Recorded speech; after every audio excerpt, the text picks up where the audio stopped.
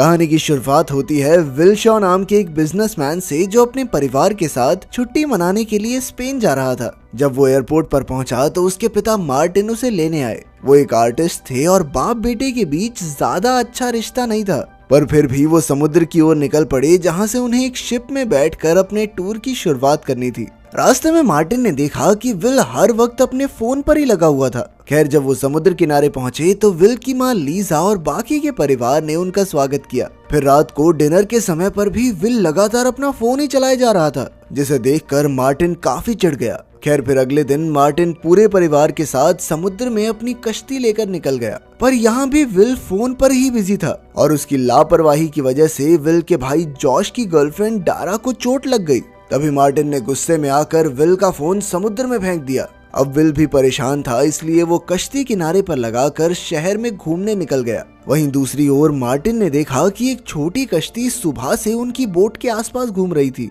इधर विल जब घूमकर वापस समुद्र किनारे आया तो वहां उसे अपनी बोट कहीं भी दिखाई नहीं दी। उसने आसपास के मछुआरों से पूछताछ की, मगर कोई जानकारी नहीं मिली। फिर लोगों ने उसे पहाड़ी के ऊपर जाकर देखने की सलाह दी, क्योंकि वहां से पूरे समुद्र का नजारा साफ दिखता था। अब विल तुरंत पहाड़ी के ऊपर गया और वहां से उसे अपनी नाव दिखाई दी। वो फटाफट तैरकर नाव के पास पहुंचा, मगर ये क्या, वो नाव तो बिल्कुल खाली थी। ये देखकर विल का दिल डूबने लगा, क्योंकि उसे एहसास हो गया था कि यहाँ पर कोई तो दुर्घटना जरूर हुई है। अब विल बिना समय गवाए शहर के पुलिस डिपार्टमेंट में पहुंचा और पुलिस से मदद मांगने की कोशिश की, मगर वहां किसी ने उसकी पुकार नहीं सुनी। पर जैसे ही विल ने अपना पूरा नाम बताया तो फिर वहां पर हलचल हुई और सभी पुलिस वाले तुरंत काम पर लग गए। थोड़ी ही देर में विल और कुछ पुलिस वाले उस जगह पहुंचे जहां उनकी नाव खड़ी थी। अचानक विल ने देखा कि एक आदमी पहले से किनारे पर उसका इंतजार कर रहा था, और तभी विल को एहसास हुआ कि कुछ तो गड़बड़ है, इसलिए वो पुलिस से बचकर भाग निकला। तब पुलिस वाले भी उसका पीछा करने लगे और आखिरकार उन्होंने विल को धर दबोचा,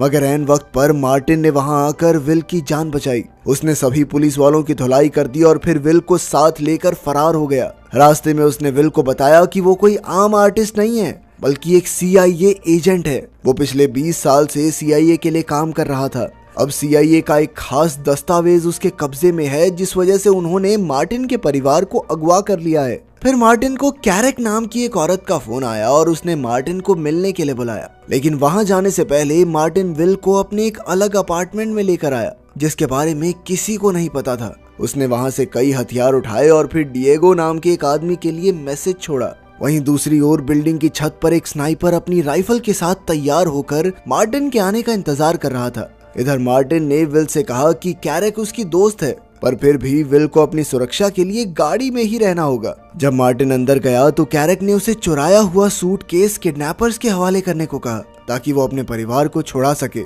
इस पर मार्टिन ने जवाब दिया कि वो इसके बारे में सोचेगा। इसके बाद जब मार्टिन गाड़ी की ओर लौट रहा था तो अचानक उस स्नाइपर ने मार्टिन पर गोली चला दी। विल ने अपनी आंख से ये देखा तो वो हक्का बक्का रह गया। उसने तुरंत अपने पिता को उठाया, पर फिर उस पर भी गोलियां चलने लगी। इसलिए उसने मार्टिन का फोन और हथियार निकाले और तुरंत पास ही किसी जगह पर छुप गया। तभी फोन बजा और विल ने फोन उठाया, जिस पर वो किडनैपर्स उसके पिता को टॉम नाम से बुला रहे थे। पर अब उनके पास ये सब सोचने का वक्त नहीं था, क्योंकि पुलिस चारों ओर से उन पर गोलियां बरसा रही थी। इसी गोलीबारी में स्नाइपर ने एक पुलिस वाले की हत्या भी कर दी और पुलिस वालों को लगा कि ये विल का काम है। खैर, अब विल जैसे तैसे एक वॉशरूम में घुसा और खुद को शांत करके आगे के प्लान के बारे में सोचने लगा। इसके बाद वो सीधा एम्बेसी से मदद मांगने पहुंचा, पर वहां के स्पेशल एजेंट से बात करने के बाद भी कोई फायदा नहीं हुआ। असल में एम्बेसी के पास मार्टिन शॉ नाम के एजेंट का कोई रिकॉर्ड नहीं था, बल्कि उन्होंने तो विल से ही कहा कि उस पर पुलिस वाले की हत्या का आरोप है और वो उसकी मदद के लिए उसे बस एक वकील दे सकते हैं। तभी विल को बताया गया कि नीचे उससे कोई मिलने आया है। नीचे जाकर विल ने देखा कि उसके पिता की दोस्त कैरेक उसका इंतजार कर रही थी। उसने विल को उसके बचपन की ऐसी ऐसी बातें बताई जो सिर्फ मार्टिन के किसी खास दोस्त को ही पता हो सकती थी। फिर कैरेक ने कहा कि उसने ही मार्टिन को जान से मरवाया है, क्योंकि मार्टिन ने उसे धोखा दिया था। जब कैरेक ने कहा कि वो विल को सब कुछ सच बता देगी तो विल चुपचाप उसकी गाड़ी में आकर बैठ गया। कैरेक ने कहा कि मार्टिन ने सूटकेस चुराकर गद्दारी की, इसीलिए हमें उसकी जान लेनी पड़ी। अब कैरेक चाहती थी कि विल वो सूटकेस ढूंढने में उनकी मदद करे। ये बात सुनकर विल ने तबीयत खराब होने का नाटक किया और फिर गाड़ी से बाहर निकलकर भाग निकला। कैरेक के गुंडों को चकमा देकर विल एक बस में चढ़ गया और अब उसे फिर से किडनैपर्स का फोन आया। किडनैपर्स ने फिर से उससे सूटकेस की मांग की और उसके परिवार को जान से मारने की धमकी देने लगे। खैर फिर विल ने देखा कि मार्टिन के फोन से डिएगो नाम के एक आदमी को बार बार फोन गया था, इसलिए उसने डिएगो से मिलने का फैसला किया। लेकिन जैसे ही वो डिएगो के घर पहुंचा तो एक कातिल पहले ही वहां विल के इंतजार में बैठा हुआ था। अब विल को अपनी जान बचाने के साथ साथ वहां मौजूद लूसिया नाम की एक लड़की की भी जान बचानी थी। उस कातिल का काम तमाम करके विल ने लूसिया को बताया कि वो डिएगो से मिलने आया है, जिस पर लूसिया ने बताया कि डिएगो उसके अंकल हैं और वो विल को उनके पास ले जाएगी। मगर जब वो दोनों डिएगो के घर पहुंचे तो उससे पहले ही किसी ने डिएगो की हत्या कर दी थी। तभी उन्हें रसोई से किसी की आवाज सुनाई दी तो विल चुपके से रसोई तक पहुंचा। ये आवाजें किसी और की नहीं बल्कि कैरेक और उसके साथी की थी। विल को देखकर कैरेक ने कहा कि उन्हें डिएगो से एक खास जानकारी चाहिए थी, मगर डिएगो ने जानकारी देने से इनकार कर दिया, इसीलिए उन्हें उसे मजबूरन मारना पड़ा। ये सुनकर लूसिया ने उन पर हमला कर दिया और विल तुरंत लूसिया को लेकर छत की ओर भागा। यहाँ से वो तारों के जरिए नीचे आ गिरे और फिर लूसिया विल को एक स्कूटर पर बैठाकर भाग निकली। इधर कैरेक अब भी विल को मारना चाहती थी क्योंकि वो मार्टिन की मौत का इकलौता चश्मदीद गवाह था। कुछ देर बाद विल की तबीयत बिगड़ी तो लूसिया ने देखा कि उसे तो गोली लगी थी, इसीलिए वो तुरंत उसे अपनी एक सहेली के यहाँ ले गई। जल्द ही विल बेहोश हो गया और लूसिया ने अपनी सहेली के साथ उसका इलाज किया। बाद में जब विल को होश आया तो लूसिया ने उससे पूछा कि आखिर ये सब चल क्या रहा है। फिर जब उसने विल के पिता की तस्वीर देखी तो उसने कहा कि वो टॉम को जानती है। वो तो पूछने लगी कि तुम उसे मार्टिन नाम से क्यों बुला रहे हो। विल को लगा कि लूसिया मार्टिन की गर्लफ्रेंड रही होगी, पर फिर लूसिया ने बताया कि टॉम का उसकी माँ के साथ अफेयर था और असल में वो टॉम की ही बेटी है। ये सुनकर विल हैरान रह गया, पर फिर उसने अपने परिवार की जान बचाने के लिए लूसिया को भी साथ चलने को कहा। लेकिन ये मिशन बेहद खतरनाक था, इसलिए लूसिया ने साथ चलने से इनकार कर दिया, पर उसने विल को एक पता बताया जहां वो अपना मिशन पूरा करने के बाद उससे मिल सकता है। इसके बाद विल सीधा किडनैपर के बताए पते पर पहुंच गया। वहां विल को एक गाइड मिलता है जो उसे अपने साथ लेकर चलने लगा। फिर गाड़ी में बैठते ही कुछ लोगों ने विल के ऊपर हमला करके उसे बेहोश करके बांध दिया। बाद में जब विल को होश आया तो वो एक कमरे में था जहां उसका पूरा परिवार कैद था। फिर किडनैपर ने उसे बताया कि मार्टिन के पास एक सूटकेस था जो कि CIA को चाहिए था। लेकिन फिर मार्टिन को लगा कि CIA के अंदर कुछ ऐसे गद्दार लोग हैं जो इस सूटकेस का गलत इस्तेमाल करके पूरी दुनिया में तबाही मचा सकते हैं, इसलिए उसने ये सूटकेस अपने पास रखा। पर अब उसकी भी हत्या हो गई और फाइनली ये सूटकेस कैरेक के कब्जे में था। इसके बाद किडनैपर ने कहा कि वो विल के परिवार को तभी रिहा करेगा जब विल उसे वो सूटकेस ला कर दे।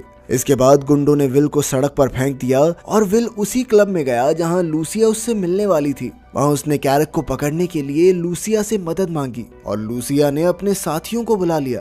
फिर विल ने कहा कि वो अपने क्रेडिट कार्ड का इस्तेमाल करेगा और जल्द ही इसकी भनक कैरेक को लग गई। फिर वो खुद ही उसका पीछा करते हुए आएगी और तब विल कैरेक को पकड़कर उससे सूटकेस छीन लेगा। अब प्लान के मुताबिक विल ने क्लब में क्रेडिट कार्ड का इस्तेमाल किया और थोड़ी ही देर में कैरेक के गुंडे वहां पहुंचे। उन्होंने विल और उसके साथियों पर हमला कर दिया, पर विल की टीम भी कोई कम नहीं थी। जल्द ही उन्होंने कैरेक के खास गुंडों को धर दबोचा। बाद में उन्होंने इस गुंडे पर खूब अत्याचार करके कैरेक की जानकारी निकलवाने की कोशिश की, लेकिन उसने अपना मुंह नहीं खोला। तब विल समझ गया कि इसे पीटने से कुछ नहीं होगा। उसने बाहर आकर अपनी टीम से इस गुंडे को रिहा करने को कह दिया। वो जानता था कि रिहा होते ही वो सबसे पहले कैरेक के पास ही जाएगा, और हुआ भी बिल्कुल ऐसा ही। उसका पीछा करते हुए विल और उसकी टीम एक बेसमेंट में आ पहुंची। तब उन्हें पता चला कि आज कैरेक यहाँ सूटकेस को बेचने की डील करने वाली थी। अब विल धीरे से कैरेक की ओर बढ़ रहा था और लूसिया एक गाड़ी में बैठी थी। तभी किडनैपर्स की गैंग भी वहां पहुंची और उन्होंने लूसिया को जबरदस्ती बंदी बना लिया।